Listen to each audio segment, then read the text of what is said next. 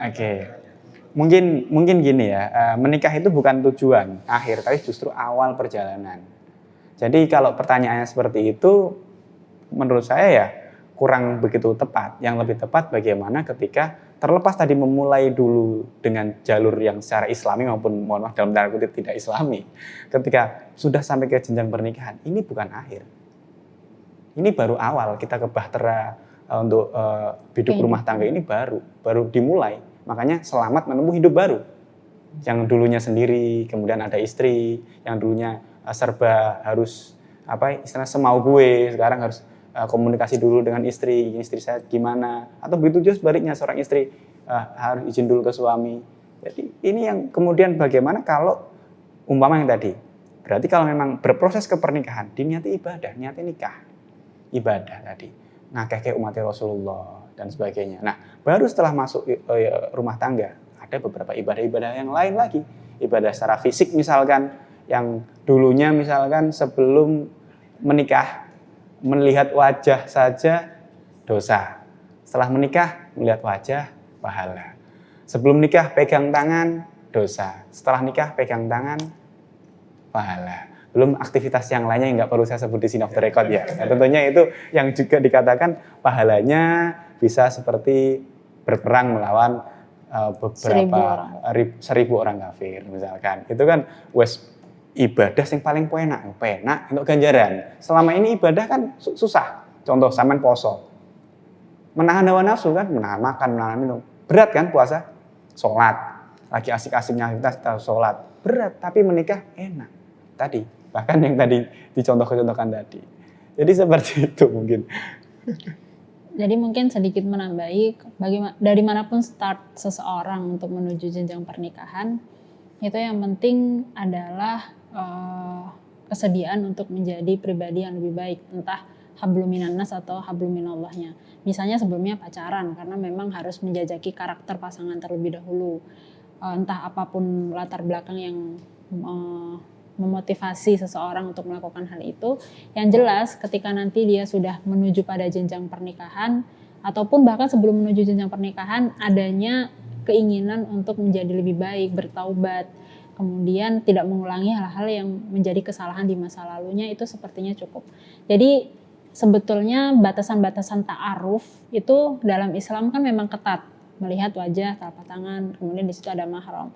Cuman di sini kan sekarang ada handphone, ada chatting yang mana tidak melibatkan unsur fisik sama sekali.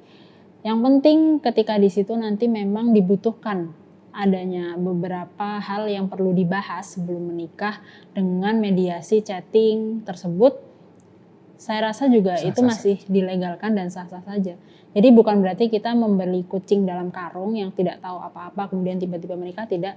Tetap diharuskan adanya ta'aruf. Ta'aruf di sini pengenalan, yang mana pengenalan itu tidak sampai menjerumuskan diri kita kepada perzinahan.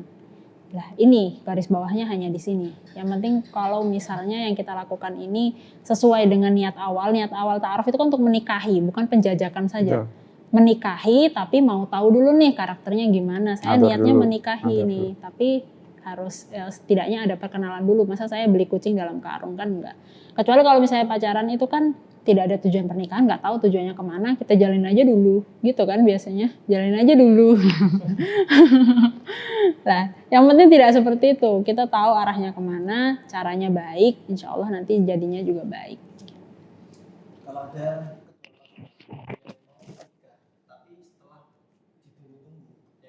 pasangan itu meninggal dunia, itu apakah pasangan yang meninggal dunia itu nanti ketika ke surga akan ketemu dengan pasangan yang mau dinikahi atau bagaimana?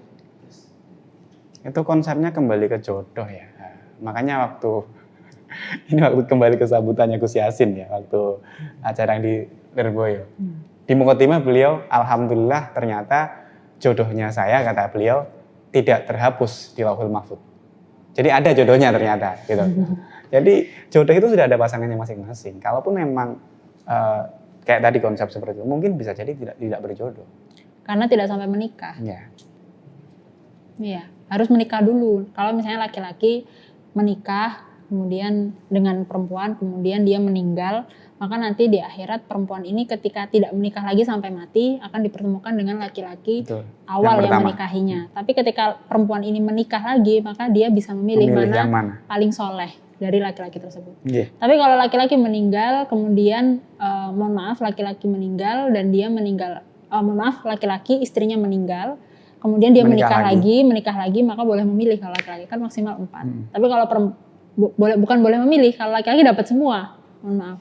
Jadi kalau misalnya suami istri, istrinya meninggal, kemudian laki-lakinya menikah lagi sampai 3 kali atau 4 kali, kemudian laki-lakinya meninggal juga, di akhirat nanti keempat istrinya itu bisa berkumpul. Tapi jika perempuan suaminya meninggal memilih dan dia menikah lagi, nanti di akhirat akan memilih mana yang paling soleh, boleh memilih. Tapi nggak bisa kumpul semua. Karena konsepnya kan poligami, kalau poliandri nggak ada. Jadi ya. Dan ini sedikit tambahan dawuh dari Simbah Maimun Zubair itu, beliau nanti dawuh saayu-ayune widodari. Jadi secantik apapun bidadari di surga itu, nanti di akhirat tetap lebih cantik istrinya. Apalagi kalau di dunia istrinya udah cantik, ya kan? Jadi kalau kata beliau, istri itu ibarat makanan inti. Nah, bidadari itu ibarat snack. Jadi kalau kita makan di jamuan makan atau di restoran atau apapun, kan main course yang ditunggu nih, hidangan inti kan. Snack di awal itu kan cuma, ya namanya snack sih, seenak apa sih snack. Atau mungkin yang lebih simpel lagi, jenengan derek walimahan. Nah ini orang NU semua kan, walimahan atau apa, tahlilan atau apa. Sebelum acara walimahan, entah itu walimatul arus atau walimatul khitan, itu kan ada snack rin. Snack paling apa sih? Tapi yang ditunggu itu adalah berkatnya kan. Nah itu. Dawuh Mbah Mun, bojo iki koyo berkat, widodari mung koyo snack. Jadi beruntunglah yang memang sudah punya istri cantik di dunia, apalagi cantiknya secara beauty inside, beauty outside-nya. Nah, untuk ketika di surga nanti kan boleh memilih berapapun dari bidadari. Nah itu kenapa kok tidak dilakukan untuk istri, untuk memilih berapapun dari bidadari atau Karena jika menilik ayat Al-Quran, hubbus syahawati minan nisa wal banin wal qanatir muqantar minadz zahabi wal fiddah. Jadi sebetulnya orientasi kenikmatan tertinggi bagi seorang laki-laki itu adalah perempuan. Makanya hadiahnya di surga nanti adalah bidadari. Tapi kalau perempuan tidak, perempuan di surga nanti kenikmatan tertingginya bukan laki-laki, makanya tidak ada bidadara, tidak ada perhiasan. Perempuan itu menyukai perhiasan, hal-hal yang indah, karena dia sendiri perhiasan dan dia juga menyukai perhiasan. Di surga nanti perempuan diiming-imingi, diberikan perhiasan yang luar biasa dan tidak bisa ditasawurkan keindahannya di dunia ini, hanya bisa diketahui nanti di surga. Karena hal tersebut memang sudah ciptaannya demikian. Laki-laki orientasi tertinggi adalah perempuan. Hanya karena perempuan, laki-laki bisa menghalalkan segala cara. Betul atau tidak? Di sini laki-laki semua. Betul. Betul. Semua tergantung imanmu. Nah, ini menunjukkan memang bahkan nas Al-Quran segitu. Hubbus syahwati minan nisa. Nisa dulu ini loh, perempuan dulu. Wal banin baru anak-anak. Wal qanatir muqantar minadz zahab baru harta dan tahta. Itu memang sudah nasnya. Itu kenapa sebabnya di surga nanti adanya untuk laki-laki bidadari, sedangkan perempuan di surga nanti diberikannya perhiasan dan keindahan-keindahan yang lain. Karena orientasi tertinggi bagi perempuan itu bukan laki-laki, tapi justru dunia ini. Makanya afat terbesar bagi laki-laki itu adalah perempuan. Karena dari perempuan laki-laki bisa menghalalkan segala cara.